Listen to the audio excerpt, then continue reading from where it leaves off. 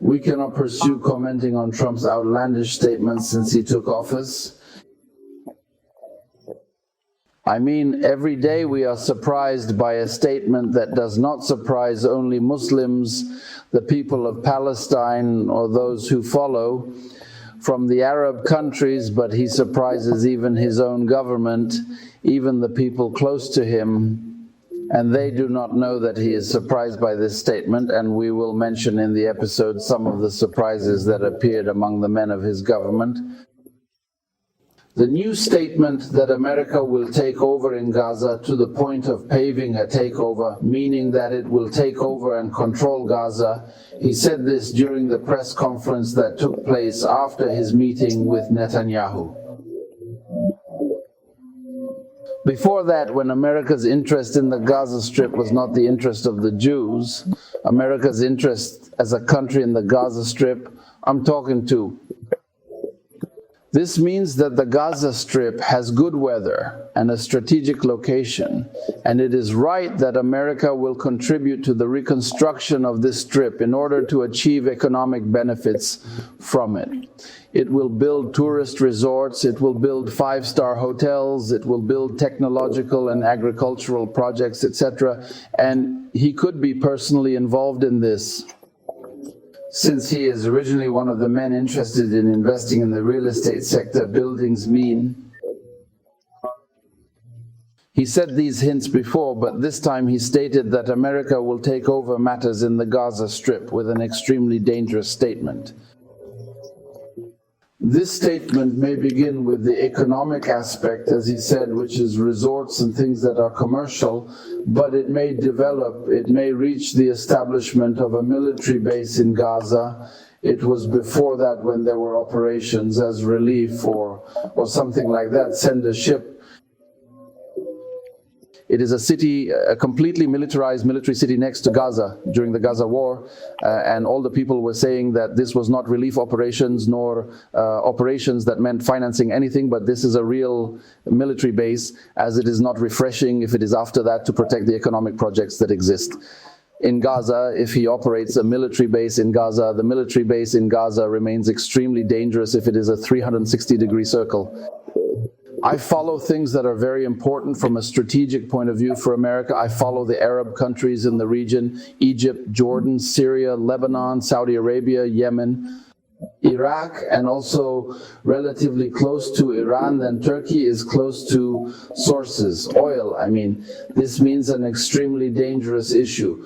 Russia tried to establish bases in the Mediterranean Sea, which is very, very important to it, just as it was operating in Tartus and Latakia in Syria and America. I mean, it certainly has the same desires, and the most severe is that it has them in the Mediterranean. A fixed base, like what can be done in Gaza, this is a very dangerous thing, and it is possible to revive the idea of a canal that they wanted to build between Eilat in the Gulf of Aqaba and the Zionist entity in Palestine, so that it remains an alternative to the Suez Canal. And this may be an idea while you are still thinking about what Trump said about the Panama Canal issue, and these waterways remain extremely important in terms of national strategy and security, and economically. The political aspect and pressure mean very many things, so his presence in the Gaza Strip and his statement on this issue is something extremely dangerous. And its statement surprised everyone. I mean, not only did it surprise Muslims or surprise the people of Palestine, no. It surprised all people, even the President of the US Congress himself, Mike Johnson, even though he is a la Trump. This comment surprised many, meaning that he is the same President of Congress who does not know this statement from Trump, but he's in the same. The meeting said he supported Trump in my initiative, and he will discuss the issue with Netanyahu, the issue of the American military presence in Gaza. The US Pentagon spokesman said that whoever said that we do not have any information about this presence, the presence of American forces in the Gaza Strip, but we are still waiting for the update. And at the same time, in the same Pentagon statement, he said that the US president, he has the authority to send troops anywhere in the world without going back. Tomorrow there will be an order for the Pentagon. We will implement this order if it comes from the President without going through the approval of Congress.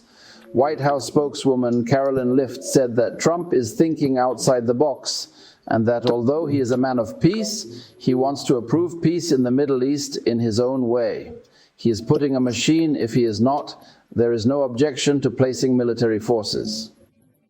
For using it as a means of pressure, peace in the region, she said that it means not discussing the issue of the presence of military forces and at the same time not committing itself nor is America on the issue of rebuilding Gaza, as all his words are sent words.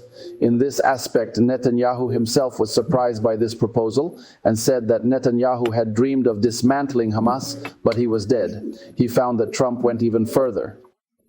He doesn't just want to dismantle it, thank God. He also wants to take the Gaza Strip. American Jews have dreams. Netanyahu himself was not thinking about it. The European Union was annoyed by this issue and announced a statement that Gaza is an integral part of what? From Palestine, or from the prospective state of Palestine. But of course I see that the European Union is saying this as a spite against Trump. Europe is the one that originally planted the Zionist entity in Palestine, which is the factor of the state, Israel, especially England and France. So this is just marginal talk, of course, heart. The Palestinians, nor on the Gaza Strip, the Arab foreign ministers announced their denunciation of this announcement and that it needs further clarification because the words in it are vague, sent and dangerous. What is in Trump's head? Who said this? There are very many possibilities. It is possible that he means these words and these are his true ambitions and he is the one in his heart, on his tongue. Everything he thinks about, he says it all the time. What does he have? He does not have a problem. It may be that this is the issue, and it may be that he does not want the issue for America, which wants the Jews, and he has given the Jews a lot, we said. In such an episode, he did not give to the Jews, and he actually gave to the Jews what no previous American president has given to the Jews. There is no objection to it being a step factor, taking control of Gaza, and then after that he hands it over to the Jews, and it could be a balloon factor, a test, testing the reactions of the Palestinians, the reactions of the Arabs, the reactions of the world to this issue, so that after that he takes action or takes a specific action. At the next stage, he may make a very big offer. It is dangerous because after that he will take his text, as they always do in political negotiations. He will comment on ambitions strongly. Your old age means he gets upset and you tell him, okay, the text will remain, instead of being in military bases, it will remain in economic bases, and it will remain in dismantling the authority and handing it over to the Palestinian Authority. And Hamas walks from Gaza, he meets you, as he says, in the middle of the road, because he had set a big strong goal, so you were annoyed by the big goal, so you accepted half the goals. This is also possible for many politicians to do in this way. And at the same time, by the way, Trump announced, dangerous statements. He also said that he has not yet scratched his position on Israel's sovereignty over the West Bank, so he opened another axis, which also causes inconvenience to the Palestinians. He looks like this, he has no objection, and he had previously recognized the settlements. Judaism in the West Bank, it is part of Israel. I have no objection to that, if it is. Israel's sovereignty over the West Bank. All of it is still not scratched a position, as if it is in the cradle that he, after that, touches to take such a position. In all cases, the issue is difficult, and the use of American political, military, and economic pressure is something that can have an impact, especially since America is present in the region, acting with military bases in Syria, northeast Syria, does not have fixed military bases in the matter. I mean, it is in need. The interest and focus of Muslims, people who see what is unlikely is America. Tinsel began in Gaza. They look back at history. They look back at 2003, America's occupation of Iraq, through, the illusion that there are weapons of mass destruction present in Iraq. And the story that you know and are famous at this time, we will descend on Gaza to dismantle the M group. M is on the terrorist lists in the world, and therefore he has M justification, as he did in Syria, went down to fight ISIS and remained with M. He has a stable base and does the same thing. We go down to fight Hamas, and he remains with a stable base in Gaza, that is.